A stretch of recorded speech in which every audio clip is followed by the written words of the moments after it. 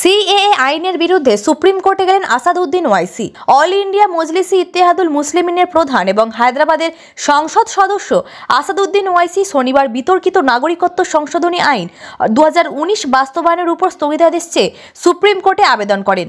কেন্দ্রীয় সরকার যখন বিধিগুলিকে অবহিত করে, বেশ কিছু আবেদনকারী তাদের মুলতুবি আবেদনগুলিতে অন্তর্বর্তীকালীন স্থগিতাদেশ আবেদন দাখিল করে শীর্ষ আদালতে আবেদন করেন।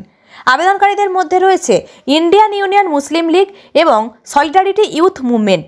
ওয়াইসি তার আবেদনে প্রার্থনা করেছেন যে মূল আবেদন নিষ্পত্তি না হওয়া পর্যন্ত আইনের অধীনে নাগরিকত্বের মর্যাদা চেয়ে কোনো আবেদন গ্রহণ করা উচিত নয়। তিনি বলেন, আইনের ধারা 2-1 বিয়ের শর্তাধীনে কোনো আশ্রয়ের অনুমতি দেওয়া হবে না। ওয়াইসি 2019 সালের শীর্ষ আদালতে একটি আবেদন দায়ের করেছিলেন, যেখানে বলা হয়েছে যে বর্তমান নাগরিকত্ব অর্থাৎ সংশোধনী আইন 14 নম্বর অনুচ্ছেদের মানদণ্ডে ন্যূনতম যোগ্যতা অর্জনে ব্যর্থ হয়েছে। গত 11ই মার্চ কেন্দ্রীয় সরকার বিতর্কিত নাগরিকত্ব সংশোধনী আইন 2019 কার্যকর করার জন্য নাগরিকত্ব সংশোধনী বিধিগুলি জারি করেছে, যা চলমান অনেক মামলার বিষয়।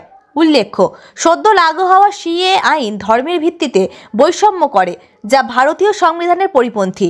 এই আইনের বলে বাংলাদেশ, পাকিস্তান, আফগানিস্তান থেকে ধর্মীয় কারণে বিতাড়িত হিন্দু, শিখ, জৈন, বৌদ্ধ, পার্সি এবং খ্রিস্টান শরণার্থীদের ভারতীয় নাগরিকত্ব দেওয়ার জন্য এই আইন।